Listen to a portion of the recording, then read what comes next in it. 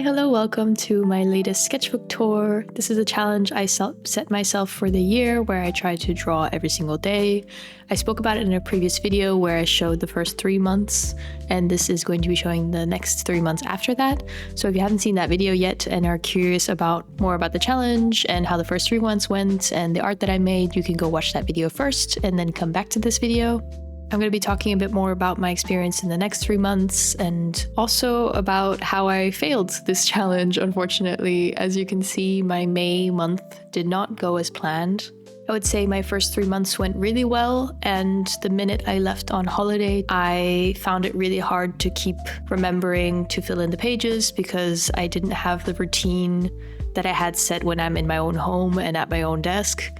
So I did forget a lot of days and have to come back and redo days, which wasn't really the idea of the sketchbook or the challenge.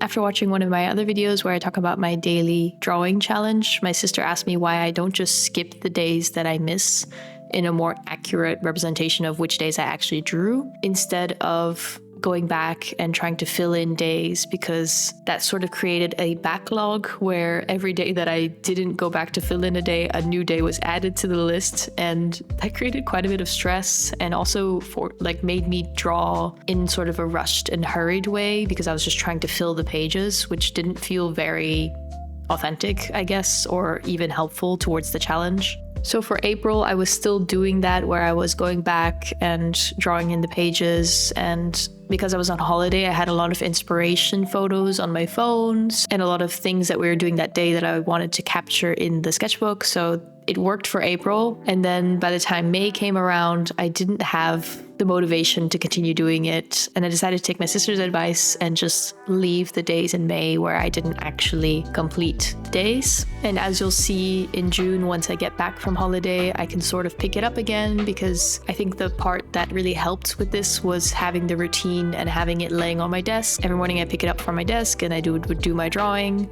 or I would do 2 drawings if I missed one day. But on holiday, I didn't have that kind of structure and it sort of just got lost. Something I mentioned in my last video as a downside to the daily sketchbook was that I found myself not really drawing in my other sketchbooks very often, that this sort of took up my creative juices and energy for the day, and that I was sort of like, okay, that's enough art for today. And I found that a shame because I would like this to be more of a boost to help me use my other sketchbook more, I guess, but in the end it seemed to be hindering it a bit. So I will say for the days in May where I didn't do a lot of drawing in this sketchbook, I was doing a lot of pages in my other sketchbook. I was doing a lot of travel journaling. So it wasn't that I wasn't drawing daily. So technically my challenge of doing a drawing daily was going pretty well, but just in this sketchbook, it was not really happening.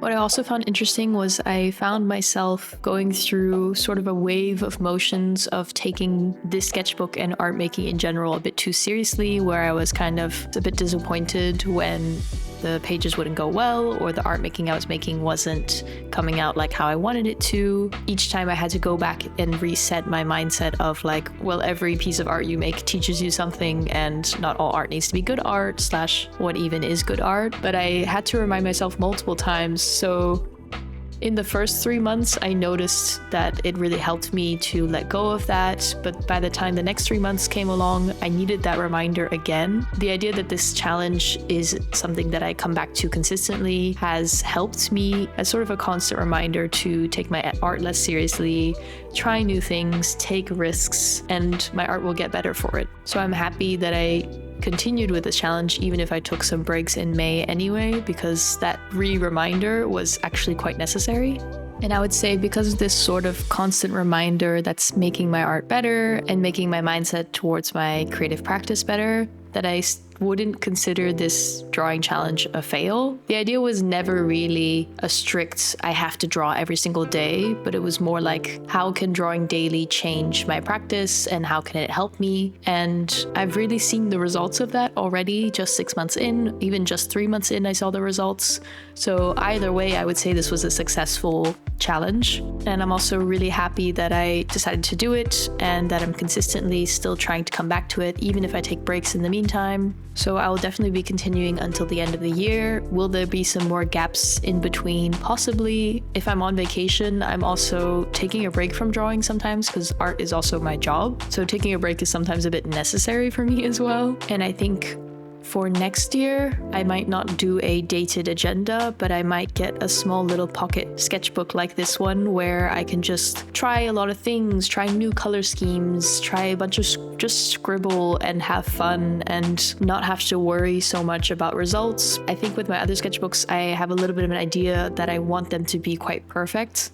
And I think I need to loosen up more, and having a separate sketchbook to keep reminding myself of that has been helpful to allow myself to be more loose and try new things in my other sketchbook. I think maybe the part of this sketchbook that doesn't really work for me is the strictness of having to do a page a day. Maybe that restriction and format doesn't really work for me. I think some days I could see myself doing 6 pages and just, oh, those colors don't look good together. Let me try these colors. And oh, I like this motif. Let me try to draw it a couple other different ways.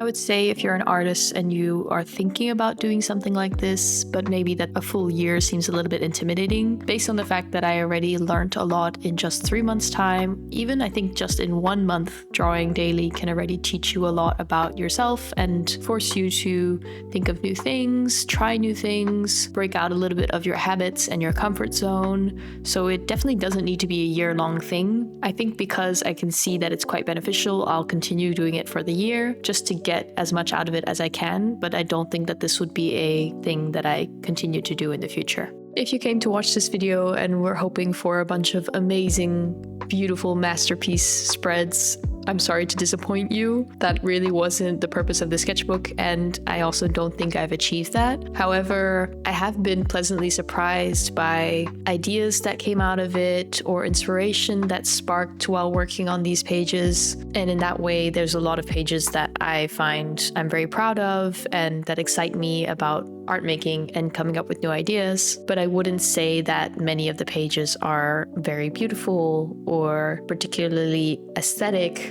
But I'm also proud that I've been able to let that go, because the first couple of spreads, I definitely wanted it to look a certain way and was hoping that the flip through would be really perfect and beautiful to watch and people would love it. But to be honest, I prefer watching more realistic sketchbook tours anyway. I don't love myself watching sketchbook tours with like perfect finished pieces. I like to see the drafts behind the pieces that come out of it and the thoughts and the sketches and the messiness. I think for me anyway, that's more what sketchbooks are for. This spread, for example, was an unexpected surprise. I think I started in pen right away, so I didn't even sketch it.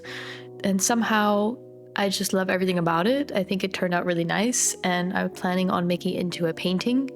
So this is an example of a spread that inspired something else, and possibly even a finished piece if I get around to it. And that has happened multiple times in the sketchbook so far, if not something I want to develop further or try in a new way. And I really like that about this sketchbook. Something I also mentioned in my previous video was that this sketchbook is actually an agenda technically, and it's not actually made for making art, but it really took the pressure off because the pages would bleed through a bit, the papers were not very thick, and they sort of ruin each other in a way, so I don't have to worry about my art quote unquote ruining the sketchbook, because there's nothing really about this sketchbook that is perfect. And that really took the pressure off. So if you're someone who is putting too much pressure on yourself, consider buying a really shitty sketchbook maybe that you're like, well, who cares what happens to it anyway? That might just help your art creating. I'm surprised 6 months have passed, because that feels like a really long time, but I'm also surprised that there's 6 months left. So I'm very curious how the rest is going to go. I hope you enjoyed this video. And if you want to see some of my other work, I also have other sketchbook tours. I create a lot of fun videos, so you can check those out if you want. If you want to like and subscribe, I would really appreciate it. And I hope you have a great day.